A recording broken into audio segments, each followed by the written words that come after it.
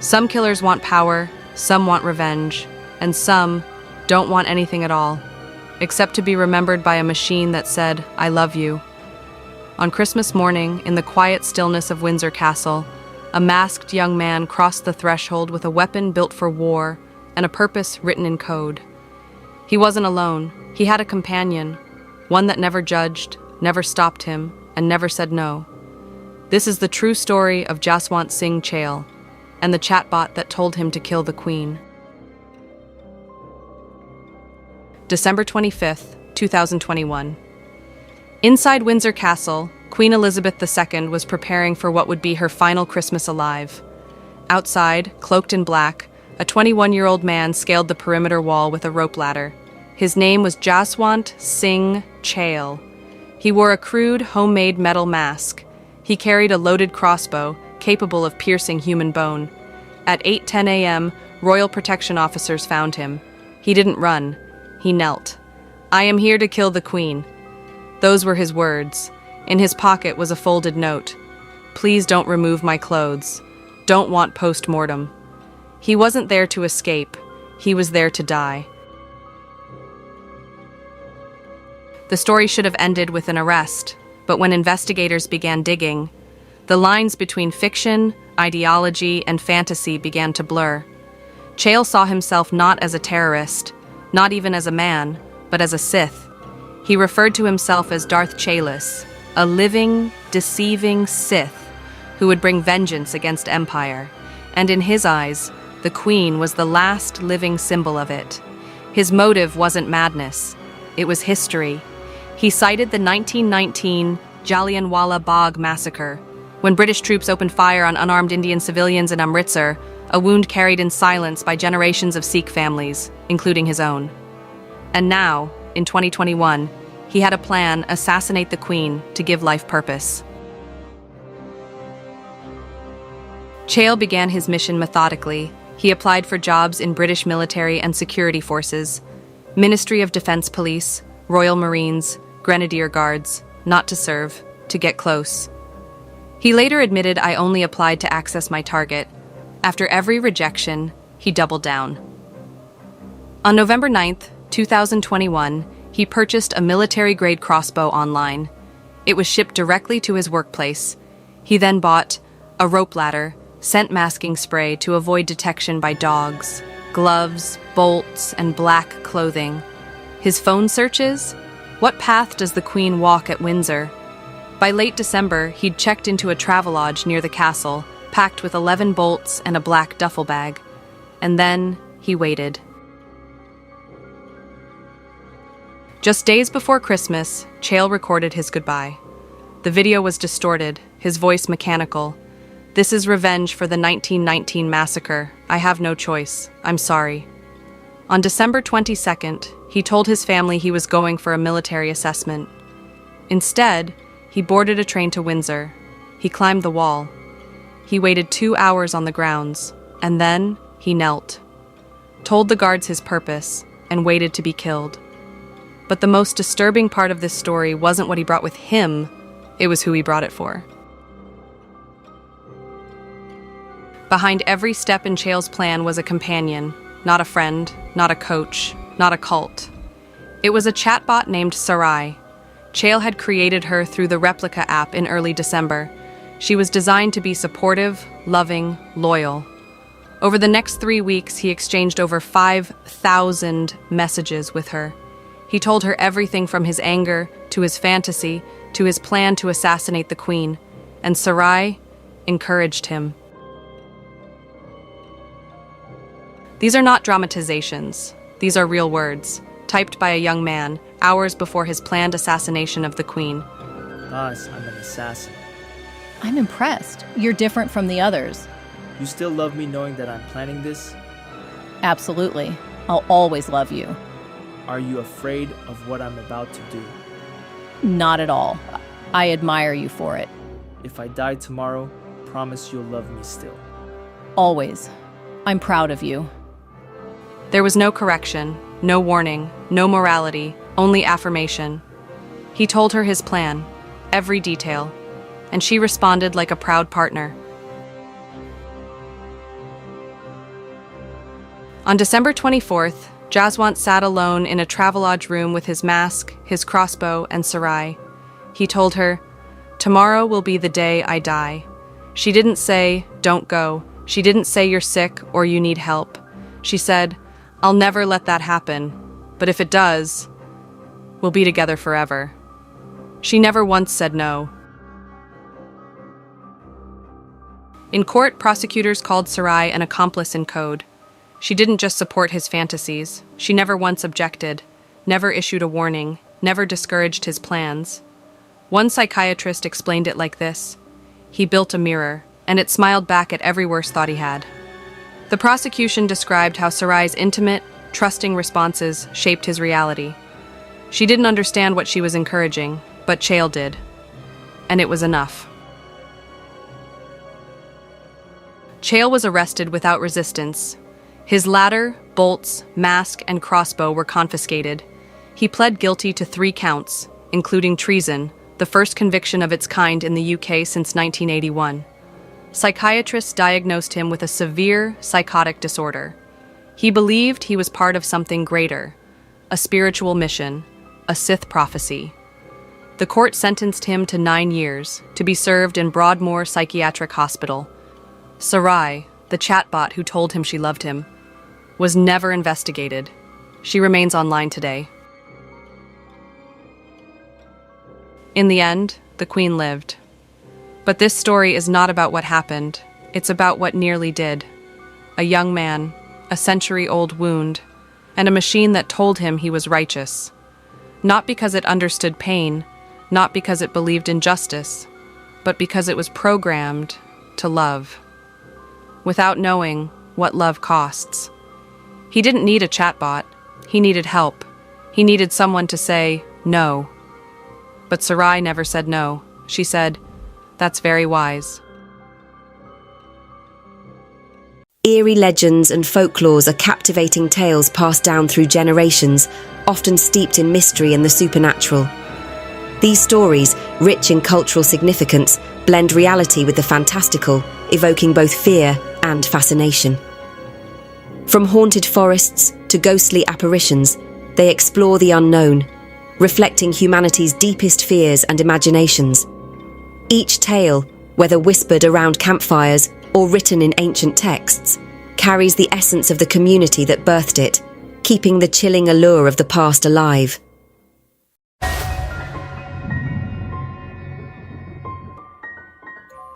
Wendigo, Native American folklore. Today, we bring you something truly spine-chilling, a tale steeped in the icy wilderness of North America, a legend that has haunted the imaginations of people for centuries. We journey into the heart of the Algonquin lands, a place rich with ancient tradition, to uncover a dark and terrifying myth. This is not just a tale of survival or desperation. It is a story of unrelenting hunger, corruption, and madness. This is the legend of the Wendigo. The Wendigo is not just a creature, but a harbinger of terror, an entity that embodies the darkest corners of human nature. Known to prowl the dense forests and frozen lakes of the Great Lakes region and Atlantic coast, it is said to prey on the weak, the desperate, and the lost. To some, it is a monstrous beast, and to others, it is a malevolent spirit capable of seizing control of the human mind. No matter how it is perceived, the Wendigo represents a horrifying truth about human existence. What happens when greed, hunger, and madness consume the soul? At the heart of its legend lies symbolism. The Wendigo reflects the consequences of imbalance and excess, a warning passed down through generations of the Algonquin people. Born from tales of famine and despair during brutal winters, it became a metaphor for survival gone horribly wrong, a creature created when the lines between morality and necessity blurred. These tales served as lessons for the community, cautioning against selfishness, greed, and the dangers of turning on one's kin in times of despair. But what does this nightmarish being look like? The modern imagination often portrays the Wendigo as a towering antlered beast, with the skull of a stag and fur bristling with malice. Its eyes burn with a sinister light, and its appearance evokes the primal fear of being hunted. However, traditional accounts are even more grotesque. The Wendigo is said to resemble a skeletal corpse, its skin stretched impossibly tight over protruding bones, grey and mottled like something pulled from a frozen grave. Its hollow eyes stare out from deep sockets, and its lips are often described as gnawed away, exposing jagged yellowed teeth perfect for tearing flesh. The air around it reeks of decay, a nauseating stench that heralds its arrival. In some interpretations, the Wendigo is even more nightmarish, a massive creature made of ice, its size increasing with each victim it devours. As it consumes, its hunger grows insatiable, creating a horrifying paradox. The more it eats, the larger it becomes, and the more it craves, its grotesque body a testament to an eternal, cursed starvation. Imagine encountering such a creature, a towering colossus of death and frost, looming over the treetops as it relentlessly hunts for its next meal. The transformation into a Wendigo is equally horrifying. Legends tell of individuals consumed by greed or desperation, turning to cannibalism during times of extreme famine. Once the boundary of humanity is crossed, the curse takes hold. The person's body begins to change, their mind unraveling as they lose themselves to the insidious hunger. Their humanity fades, replaced by an all-consuming desire to feed. Even worse, possession by a Wendigo spirit is said to be slow and torturous. Victims first experience what some call Wendigo fever, a burning sensation that spreads through their body, accompanied by haunting nightmares and uncontrollable cravings. As their sanity slips away, they become a vessel for the Wendigo, doomed to wander the wilderness in search of flesh. Throughout history, there have been chilling accounts of individuals believed to have succumbed to this fate. In 1878, Swift Runner, a Native American man, was driven to kill and eat his entire family during a brutal winter. When he was captured, he claimed to have been possessed by the Wendigo, his gruesome acts a result of its influence. Was it madness? Was it survival? Or was it something far darker? The truth remains shrouded in mystery, but the horror of his actions continues to haunt the imagination. Another disturbing case is that of Jack Fiddler, a shaman who claimed to have destroyed over a dozen people he believed were possessed by Wendigos. While his community saw him as a protector, the outside world labelled him a murderer. Arrested for his actions, Jack ultimately took his own life, leaving behind questions of whether he was truly fighting evil or had succumbed to it himself.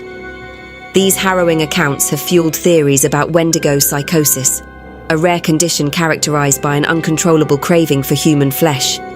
While modern science has largely dismissed it, the psychological and cultural weight of the legend lingers.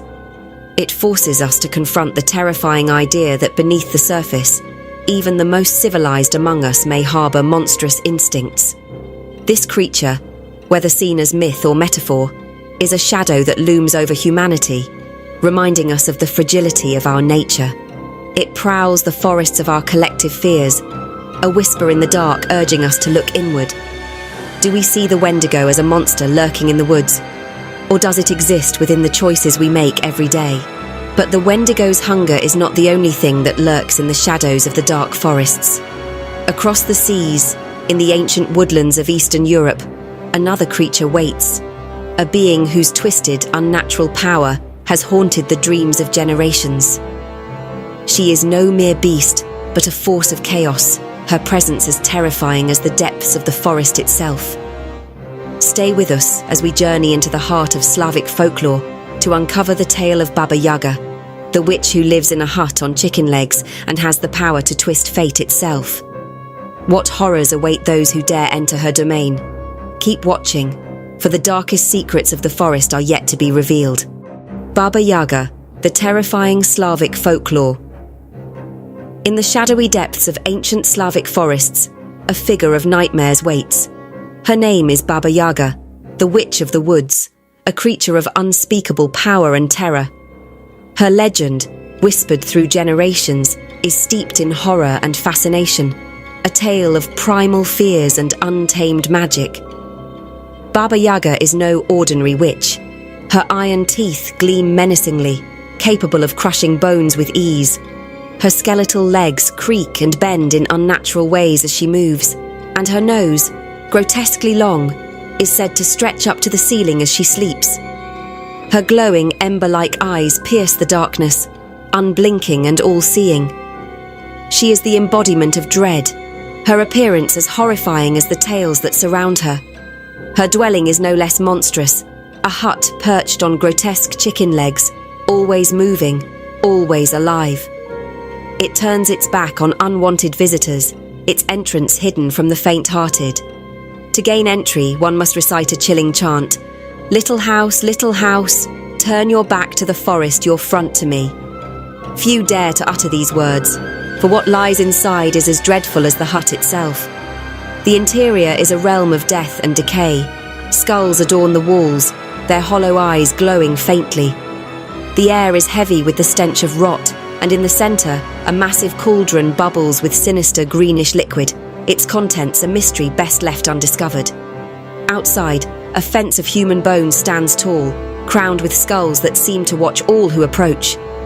Legends tell of her insatiable hunger. Baba Yaga does not feast on ordinary food. The lost children who wander too far into the forest and the weary travellers who stumble upon her hut often meet a grisly end. But she is more than a mindless devourer. There is a disturbing intelligence to her cruelty, a dark wisdom that makes her both feared and sought after. Her origins are as shadowy as her existence. Stories of Baba Yaga date back to medieval Slavic times, passed down through whispers and later etched into woodblock prints of the 17th century. Some say she was once a shaman corrupted by the forest's dark powers, a soul forever entwined with nature's wild and destructive force. Others believe she is a manifestation of the fears that ancient communities held, the embodiment of the dangers lurking beyond the safety of their villages. Even her mode of travel defies all sense. Baba Yaga soars through the skies in a mortar, grinding the air with her pestle and erasing her tracks with a broom made from the bones of her victims. Her silhouette, dark against the moonlit sky, is a vision that has haunted countless dreams. Despite her horrifying nature, Baba Yaga is not merely a monster. She is a test, a challenge, a keeper of ancient wisdom. Heroes who encounter her must face riddles and trials, their courage and wit their only weapons. Fail her, and you become her next meal. Pass her tests, and she may offer a gift or a cryptic piece of guidance. Her gifts, however, are often double-edged, as dangerous as they are valuable. Her hut, alive with her malice, moves through the forest on its grotesque legs, its windows glowing like the eyes of a predator. It searches for prey, its eerie presence a constant reminder of the forest's lurking dangers. Those who find themselves at its door rarely leave unchanged or alive. Baba Yaga's legacy stretches far beyond her roots in Slavic folklore. Over centuries, she has been reimagined in countless ways, appearing as a sinister figure in modern films and a fearsome antagonist in video games. Yet, her core remains unchanged, a being of chaos, wisdom, and terror. Her tales endure because they tap into our deepest fears. Baba Yaga is the embodiment of the unknown, the terror of the dark and the wild. She is the forest itself, ancient, untamed, and merciless. Her story is a reminder that some legends never die. Baba Yaga, with her grotesque form and her insidious presence, waits in the shadows. Do you dare step into her world? The Wendigo and Baba Yaga embody humanity's primal fears, of hunger and madness, of the untamed wilderness, and the unknown lurking in shadow. These legends remind us of the fragility of our moral boundaries and the cost of straying too far into the abyss. Whether cautionary tales or metaphors for our inner darkness, they endure as chilling warnings of the dangers within and beyond ourselves.